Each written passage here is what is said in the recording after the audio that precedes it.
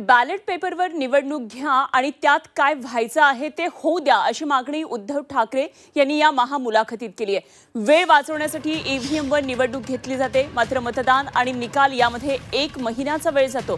त्याऐवजी 4 दिवस मतमोजणीमध्ये गेले तर काय बिघडलं असा सवाल उद्धव ठाकरे यांनी केला। तसंच अमेरिका, इंग्लंडमध्ये बॅलेट पेपरवर निवडणुका घेतल्या जात असल्याचंही त्यांनी आवर्जून नमूद केलं। म्हणून मतदान मतपत्रिकेवरच घेण्याची मागणी उद्धव ठाकरे यांनी केली आहे।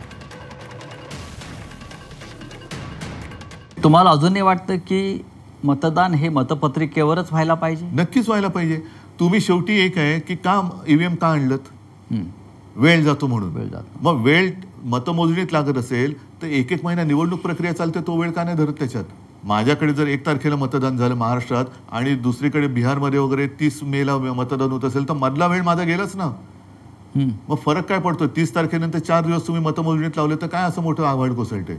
आणि अनेक म्हणजे अगदी मला वाटतं अमेरिकेत वगैरे सुद्धा अजूनही बऱ्याच ठिकाणी बॅलेट पेपर आहे। UK मध्ये, ब्रिटनमध्ये पण बॅलेट पेपर आहे। मग ते काय आपल्यापेक्षा मागच देश आहेत? जर तुम्हाला वेळ वाचवण्यासाठी हे करत असाल आणि स्वतः मोदींचं भाषण आहे त्यावेळेला बॅलेट पेपरच्या विरोधात, सगळ्यांचा भारतीय जनता पक्षाने विरोध केलेला आहे ईव्हीएमच्या विरोधात। हो, देशाचे सरन्यायाधीश भूषण गवई यांच्या आईनंही मागणी केली आहे। मग हे देशाचे सरन्यायाधीश असलेल्या गवईंच्या आईनंही, कमलाबाईंनी ताईने सांगितलेलं आहे की निवडणुका या बॅलेट पेपरवरच व्हायला पाहिजे। तसंच आहे ते। आणि मग का व्हायचं तर होऊ दे ना। मग त्याच्यानंतर तुम्ही जिंकलात आणि तुम्हाला 288 पैकी 500 जागा मिळाल तरी मग आम्ही कोणी काय बोलू शकतो?